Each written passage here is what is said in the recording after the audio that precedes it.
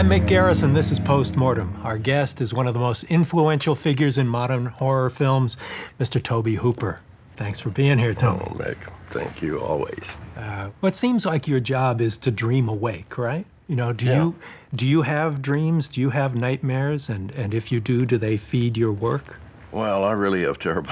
I have awesome nightmares, and yeah, I'm sure it feeds my work. I mean, I had a dream the other night about, instead of making a horror film, creating this kind of purple blood goo that you stick in your head, and from that you get the amount of horror that the recommended dosage that anyone ever dare want or need.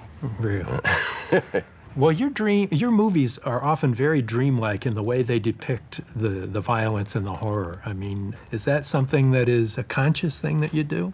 I think that's an effect that you get from when I make a film, and we work together. You know, I continuously sand it and polish it and polish it and polish it, because the closer to music I can make it, the happier I am. I mean, so its effect on you is almost like music. That's interesting. Do you study music? Do you play an instrument? I play at instruments. You know, I have a lot of instruments that I make sounds with. Well, I know you scored Texas Chainsaw and Eaten Alive, but they're very atonal kinds of scores. But let's talk about Texas Chainsaw, because aside from the music and all, it was a groundbreaking film in a lot of ways. Horror had been, you know, Christopher Lee coming out of a coffin, and along comes the 70s, and, you know, in the wake of Night of the Living Dead in '68, all the rules changed. So where was your mindset when you created Texas Chainsaw? To be as irreverent, to break the rules, to be shocking and daring. Dare to do things like I mean, an example is Sally, the girl. When she needs to get away, she'll get away, and if it means jumping through 2 plate glass windows at 2 different occasions in the film, you know, she would do that. And you know, I'd noticed in films they usually do things once, or I just wanted to break the rules and amp it up. And amp it up. I mean, if that's going to happen, if that's the only way out, you do it. Just the title alone, the Texas Chainsaw Massacre, is about as renegade as you can get. That could never have been a studio movie, even though the remake was. Was that intentional, to give it a title that would really shake things up? Go for the throat? You know, it was definitely going for the throat. I mean, there was nothing. I mean, I wanted to see a horror film that not only was a good film, but that gave me my money's worth of scare. And most films didn't. I mean, they didn't even begin to know the psychological house of cards that you have to. I mean, it's a delicate thing, the planting of information. I mean, we know that Chainsaw has something to do with cannibalism, but the word cannibalism is never used. It's only inferred. You can only assume that. I wanted for the audience to be able to piece the puzzle together without being told. You know, under executive supervision. Now we're told, you know, make sure they understand. You know, God forbid they think, but make sure they understand. Well, the inmates were running the asylum here. This feels like there's no parental control over this group of people who made this movie. The normal studio situation where you have executives and you have financiers and the like. This was made very independently, and it seems like it's the only way you could have made this film. No one knew that the director could not have final cut. Mm-hmm. No cuts were asked to be made. I'd been talking to the MPAA, asking them theoretic questions like, how do I get a G rating, and hang a girl on a meat hook, and they would say you can't, and then finally would say, well, if you think this is what you see, can you get away with that? You know, if you don't see penetration of the meat hook. So you had actually worked it out before. It was not just a matter of not being able to afford makeup effects that you could hang the bleeding dummy onto a meat hook, but it was that you didn't want to waste it if you couldn't put it in the film anyway. No, I didn't. And it didn't have the money, and you did see blood stains on the wall from other hangings, from other meat hookings. Stains. But it tilts down her body quickly down to this wash tub. There's, blood, gore is not running into it. But you put it together. You know what the tub is intended to do, and that's to keep from ruining the floor. They were very tidy cannibals. They were. Yeah. Well, one of the great things about Chainsaw is that it has an incredible sense of humor. It's a humor that's so black. It's what I call red humor. And even more so in Chainsaw 2, which we'll talk about in a little bit. But, there's a madness to this film that could only come from an independent film and actors you're not familiar with, and you don't know where these filmmakers are going to take us. And that's an incredibly powerful element of that movie. And no one saw that for years, like that red humor. Right. But it came out of logic. There were people doing what they would do. I mean, for instance, when they're when they find the girl, Sally, and Ed Neal and Jim Cito are dragging her to the front door, and he sees that Leatherface has cut the front door apart. His reaction is a real reaction. It's like, look what your brother's done to the door. But in context with the horror that you've seen, it is totally insane. The best illustration of insanity is to show normality in an insane situation. Yeah. Well, was the first Chainsaw an enjoyable movie to make, or was it a real challenge? Well, it was a real challenge, and it was really, there's a lot of work. Did people get along? Was it a challenging film to make in that regard? Because you were really putting people through their paces. Yeah, no, everyone hated me on that film. I mean, they ended up really hating me and one another. Well, because the working conditions were extraordinarily hard. The last day's shoot was like 27 hours. And I was using technicians that were just out of school, had just graduated from film school. Right. So when I felt necessary, I would dive into everyone's job because I couldn't allow for take two. Right. A reshoot. It had to be done right the first time, and it better be you. Yeah, and so you were the most experienced person on the set. But it was that kind of thing. They were just inexperienced. I mean, I wouldn't be hated like that now, with a professional crew, because that's just standard practices. But you couldn't afford a professional crew, and maybe one of the things that makes it work so well is that it does seem handmade. Right. That there is an intellect behind what's going on here, because the very first scene where you're hearing the narration over these documentary-style, beautifully composed images shows you're in for something you're not used to in a horror film. Yeah, I loved movies. I loved cinema, and I felt I could call movies cinema then.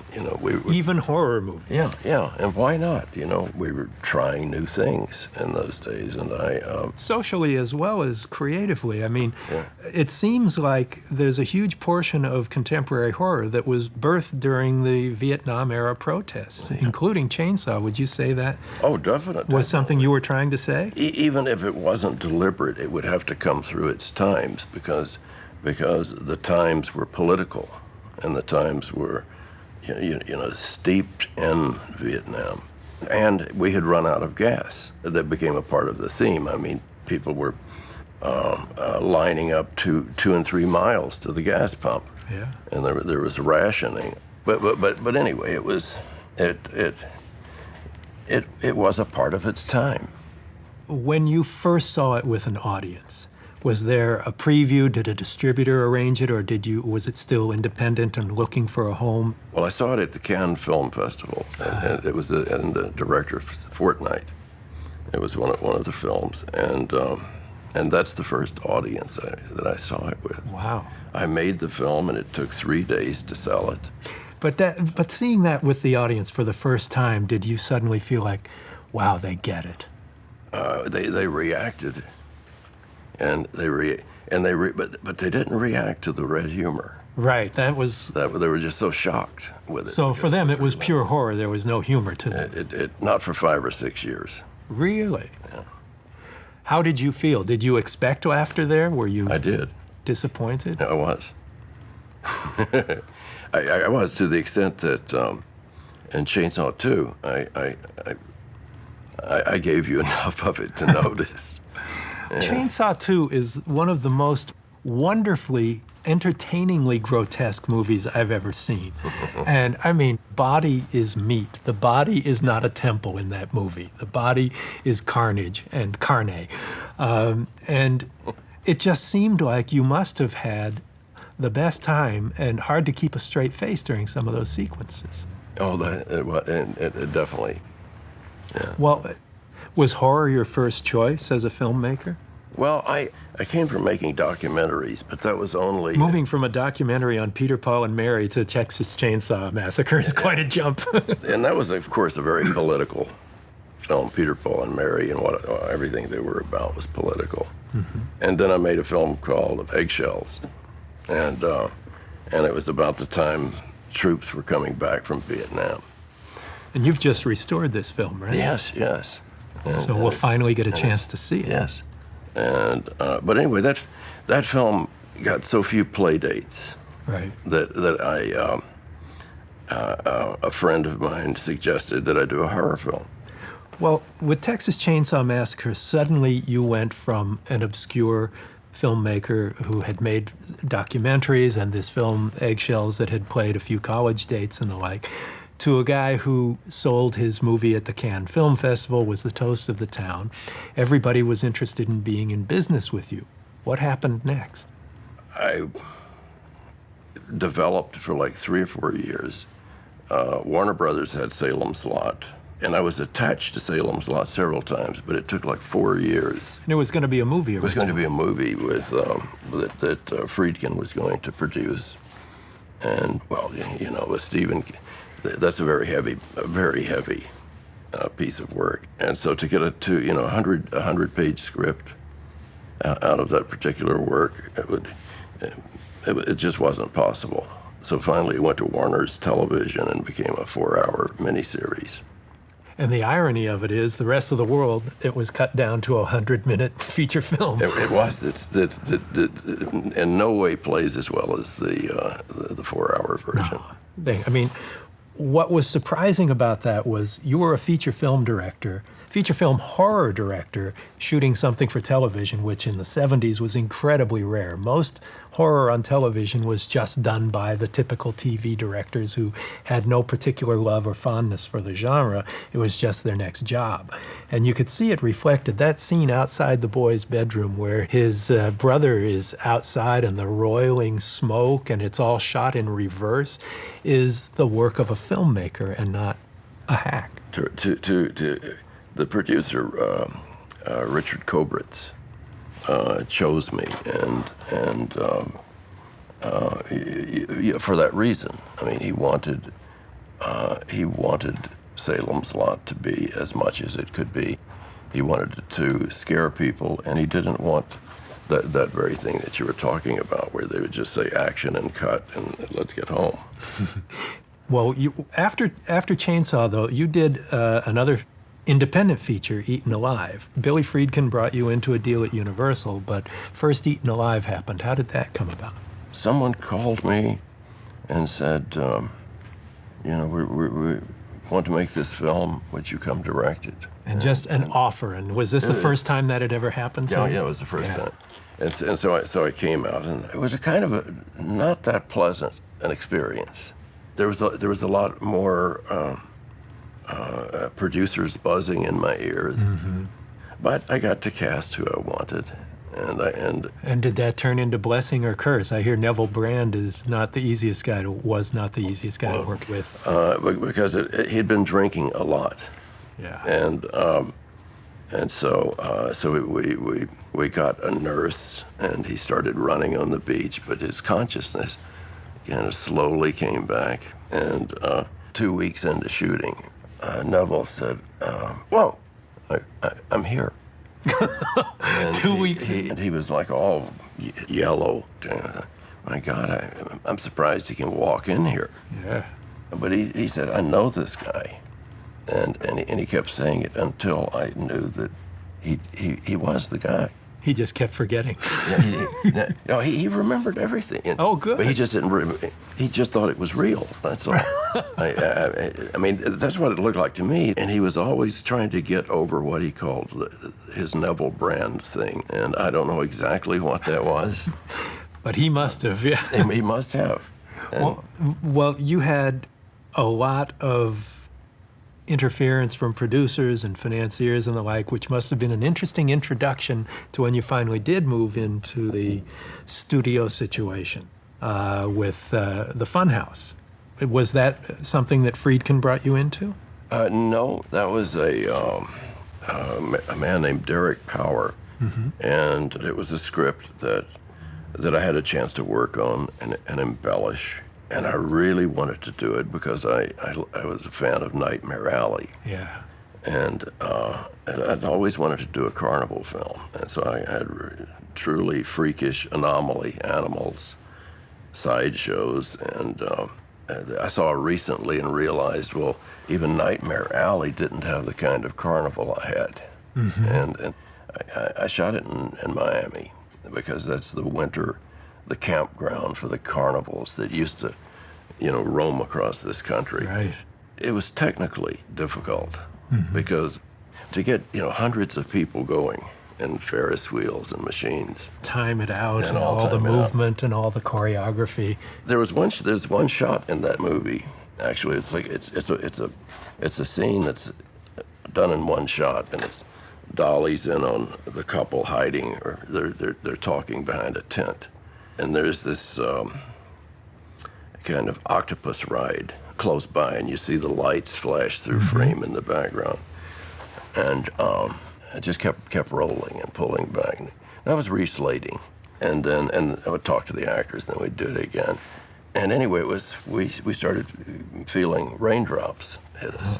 But there were no. I looked up. There's stars. and then I heard this. This grinding of this octopus gondola machine where there was a spinning gondola inside a spinning arm and another spinning, and looked up against the moonlight, and there was a spray of effluvia coming from the machine, and I could hear sounds of real anguish, and please stop the ride. And the first AD had forgotten to stop the thing between takes. I mean, no one was they were sick, but they were. But it could have been worse. But it could have been worse. So what about traveling? Did you find your films would be perceived differently in different areas of the world? I imagine Japan would have responded quite vociferously to Texas Chainsaw. They did. They loved Chainsaw. That's great. It was all a learning. It was all about learning. It was all about as much disappointment, I think, as anything else. Well, then you moved on to Steven Spielberg, embraced your talents, and brought you in to do Poltergeist. And that had to be an interesting experience, and that's where we met, actually. I was doing publicity on Poltergeist while you were shooting. That's right. You were the only recognizable face, except for Beatrice Straight. Known you from the Z Channel. And, here's the movie star. Yeah, right. I mean, you were. Well, and here I am 30 years later doing the same thing. But it was so amazing to me to see a guy who had made a name for himself doing this real go-for-the-throat horror, independent horror movie, being embraced by the studio system that is allergic to that kind of film. And yet, here comes Steven Spielberg, the most powerful guy at the time, embracing you and your talent and trusting you to partner with him to make this movie. Steven loved Chainsaw. Yeah, well, it's obvious. And, it's obvious. That was a technical experience. Well, you were there, you saw. Yeah. I mean, we had spinning rooms. Yeah, I watched that. That was amazing. Yeah, that was. An entire set of a room that would be on a sort of turning gurney so that everything got sucked into the closet. And then pulled the little girl's bedroom out and put the parents' bedroom in for Joe Beth to go up the wall. Right. Around the ceiling. And there was a luxury to that, though. It was the first like 90-day schedule.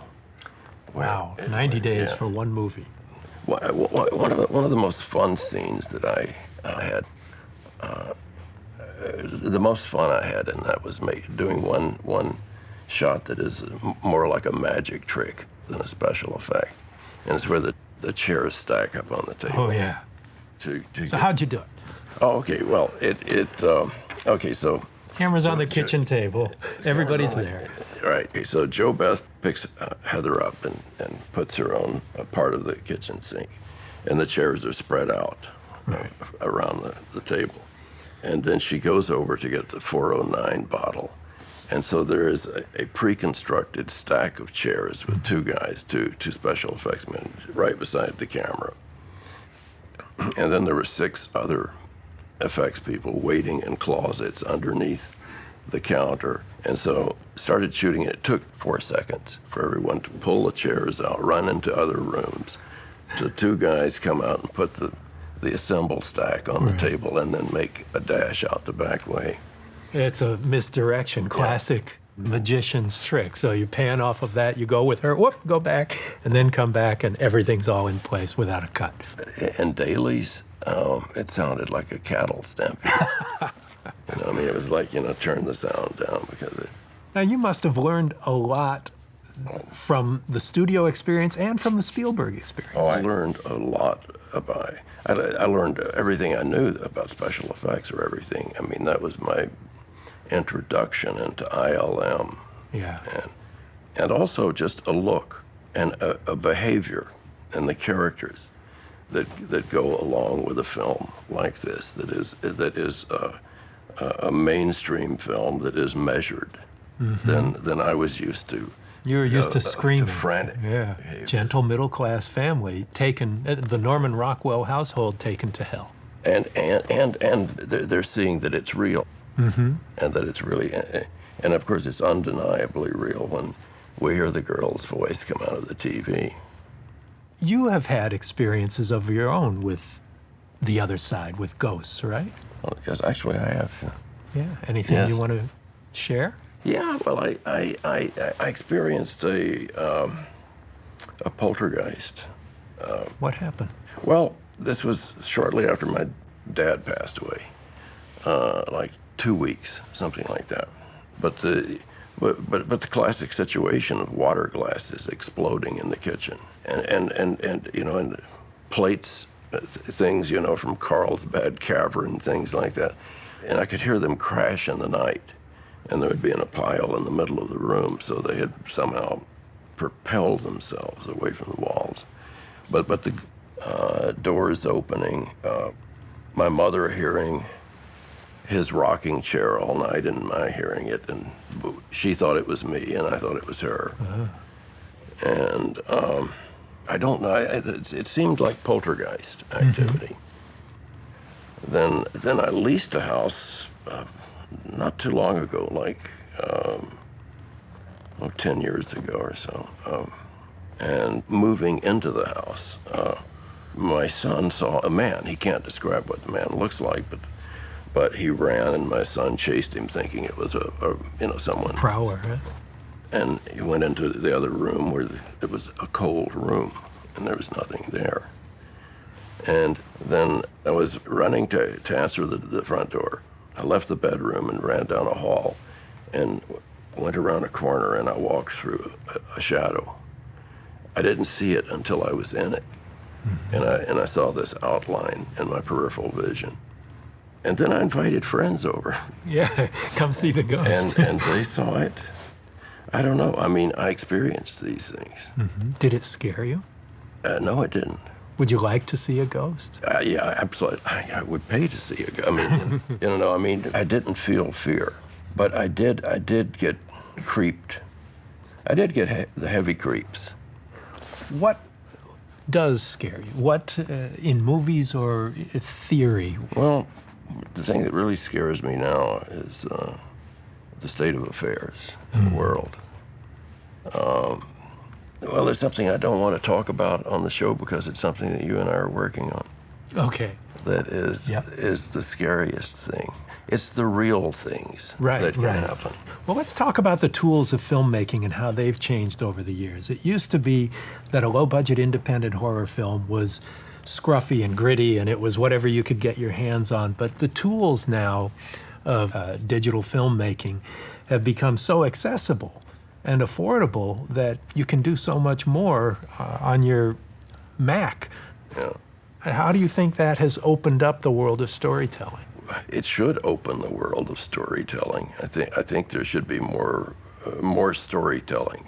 I understand we live in a world of watching a movie and texting at the same time. Right. And Transformers is a kind of film that seems to transcend. It's made for barrier. texting. It is, yeah. I mean, and it's so fast that if you miss one gag, it's okay because in 2 seconds there will be one that's even bigger. Yeah.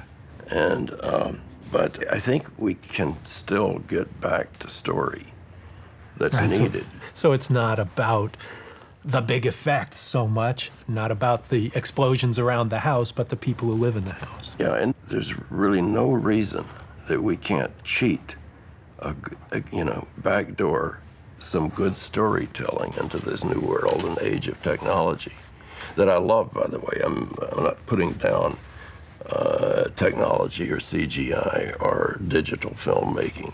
But there's always It's a been miracle. There have always been technological breakthroughs in making films, but it always comes back to the story being told.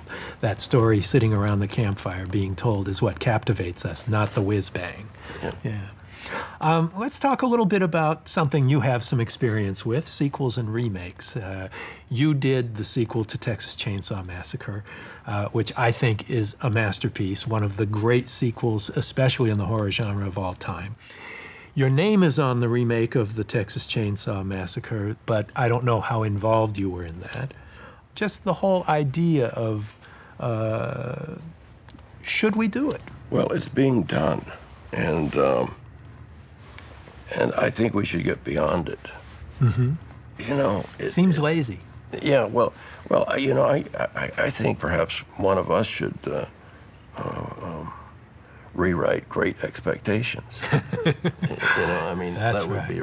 And so I don't know. I just think we're going through something that at some point, now and again, something will get through that remake thing. There's a lot of material out there. A lot of material on a lot of platforms, which brings up one other thing I'd love to touch on. You've done a lot of work in theatrical films as well as extensive work in television. From Salem's Lot on, you did The Others, you did Masters of Horror, you did Tales from the Crypt, all of these things in between the movies you've done. Is there a different approach to you? Well, certainly not between a theatrical motion picture and Masters of Horror. That in fact, the two Masters of Horror I did. It was like making Chainsaw. Mm-hmm. I mean, I'm very proud of that work. They're great films. And that was a great experience. Anyway, you made it a great experience. We've worked on several different shows at the same time and apart, from Freddy's Nightmares onwards, and it's just always been so much fun because usually we'll be back to back. The Others you did one of the best episodes of The Others, which is a fantastic plane crash ghost story once again. And is it the tale of ghosts that draws you most in the genre? I don't know that it seems to come to me. I don't know that, I don't know if it's the tail wagging the dog or, and these things seem to hunt me down. Mm-hmm. So I don't know. That's an incredible generality. No, but it's a good one. If you were given your choice, someone came up to you and said, take your choice of any genre here. You've got a budget for whatever you want to do. You can do an opera, you can do a play, you can do a Western, you can do a thriller, you can do, a period romantic drama. What would you like to try? Oh, of course I would want to do something that I haven't done. Yeah. But, I don't think that would be expected. But that's the whole idea. What would you most like to try? Would it be a Western? No, it would not be a Western. It may be something like Dickens, like Dr. Zhivago. That would be a wonderful area to go into. Love to see what you do with that. That I would love that. Well, thanks so much for sharing your time with us on Postmortem, Tobe Hooper. Thank you, Meg. All right, man. Thank you.